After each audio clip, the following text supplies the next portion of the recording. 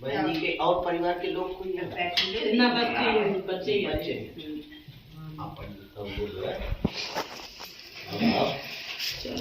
ये खत्म हो गया वीडियो ये खत्म हो जा वीडियो जा साइड आ जाओ देखा तो जा घी कौन करना एक जने जो है हम देख रहे पंडित हम देख रहे अगर चले जाने लगे ले पत्ते क्यों कन्हैया तुम्ही रक्षक इधर दाल की रही जाओ मत हमारा नहीं पूरे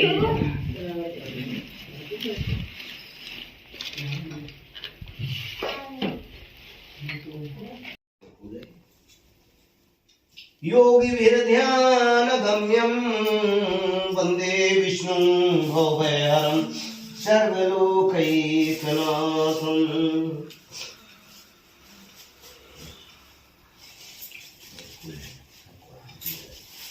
भगवान का नाम स्मरण करना। बोलिए श्री वृंदावन बिहारी जय। व्यास उवाच, व्यास जी महाराज कहते हैं एकदा नैमिषारण्ये ऋषयः सौनकादया पप्रेक्षुर्मुनिया सर्वेषु तं पौराणिकं खलु। हरे राम राम राम हरे हरे, हरे कृष्ण कृष्ण कृष्ण हरे हरे। फूल है ये हिसाब से देखिए व्यास जी ने जो वेदों का विस्तार किया, दो पत्ती गिन के दो पत्ती देंगे। देखो हमारी जो पद्धति है, शिक्षा पद्धति का परिवर्तन होता है। शिक्षा पद्धति को सरल किया गया। जैसे सबको मिल गए। वेद एक है, ऋग्वेद तो ऋग का अर्थ होता है पूजा। तो जैसे पूजा जो शब्द है, तो पूजा शब्द अपने में पूर्ण नहीं है, पुजारी भी कोई शब्द नहीं है।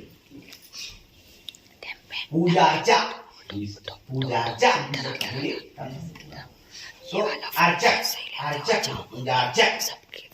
तो सामने से जाओ ना वो ऋग का अर्थ उसी शब्द ऋग से ही, तो वो ऋग्वेद में ऋग का अर्थ है पूजा और ऋग्वेद है, तो पूजा वेद है। समझ में नहीं लोगों को आया। भाई पूजा हम भगवान जी तो पूजा करते हैं, हमको चंदन लगाते हैं, लेकिन माता पिता की पूजा कैसे? अभिनय का दूध से हम अच्छा अपने बेटा की पूजा हम कैसे करें? कहोगे 5 ना। तो अपने बेटे की पूजा करने के लिए आपको समय से सुलाना पड़ेगा, आपको समय से जगाना पड़ेगा, आपको उसका लाड़ दुलार भी करना पड़ेगा, और आपको बड़े कोट फुसला करके जैसे भगवान से विनती करके लल्ला मान जाओ ऐसे भी कहना पड़ेगा, और हाथ भी जोड़ने पड़ेंगे। उसके सामने ना जोड़ो, लेकिन यही जोड़ो भगवान से, हाथ की मान जाए तो वही कल्याण है। तो पूजा ही है। संसार में जीव का जो संबंध है वो पूजा से संबंध। पूजन्ते इंद्रियाणि। आपका मित्र जब आपके सामने आता है तो 4 मिले 64 खिले 20 रहे कर जोर, और प्रेमी ते प्रेमी मिले तो पुलकित 60 करोड़। तो 60 करोड़ रोमे हैं हमारे शरीर में, और जिस समय मित्र मिलता है 60 करोड़ रोमों से रोमांच हो जाता है। अरे भैया आज मिले, लेकिन कहीं शत्रु मिल जाए तो ये रोंगटे कैसे प्रफुल्लित होंगे? शत्रु भी मिले और आप तो पूजन्ते इंद्रियाणि। शत्रु जैसे आ रहा, आपका शत्रु है, आपसे विरोध मानता है, ऐसी बूटी। और कहते हैं वाणी एक अमूल है, जो कोई बोले जान, ये तराजू तौल के तब मुख बाहिर आँच। तो शत्रु को कौन सा ऐसी पूजा शत्रु के साथ करें कि जो वो हमारे जो सामने आवे तो हमें मन प्रसन्न। अच्छा प्राय होता ये है जब शत्रु घटता है तब हमें एकदम प्रसन्नता, ये झूठी प्रसन्नता है। शत्रु घटा है अपने कर्म से, आप अपने में प्रसन्न रहते। आपने क्या किया? आपने क्या उसको घटाया? आपके सामने जब कहते हैं मारना है गर किसी को तो मार दो एहसान से, लाभ क्या होगा तुम्हें जो मार दोगे जान से। जान से मारा हुआ पैदा पुनः हो जाएगा, एक मारोगे 100 होगा। एहसान का मारा हुआ ऊपर न सर कर पाएगा। तो ऋग्वेद का अर्थ है विद ज्ञानिक और ब्रह्मणी निष्ठा यश। ब्राह्मण कौन है? ब्रह्म जानाति, जो ब्रह्म को जानता है वो नहीं। ब्रह्म तो जाना हुआ ही है, उसको हम जानेंगे नहीं। हमारी अम्मा कैसी है? तुम्हारी अम्मा बड़ी खुरखुरी, हमें उससे क्या लेना देना? हमारी अम्मा है। अरे तुम्हारा तो यार ठीक, हमारा पिताजी याद करा। अरे हमारे पिताजी, हमारे और हमारे पिता के बीच में ही बैठ रहा। पंडित जी आए कि तुम्हारे भाग से, तुम्हारे पति का तो भाग नहीं है, तो तुम्हारे भाग से पूरा घर खा रहा, तुम्हारी प्रसन्न है। हमारे और हमारे पति के बीच में पंडित जी ऐसी बात कर रहे हैं, अच्छे नहीं है।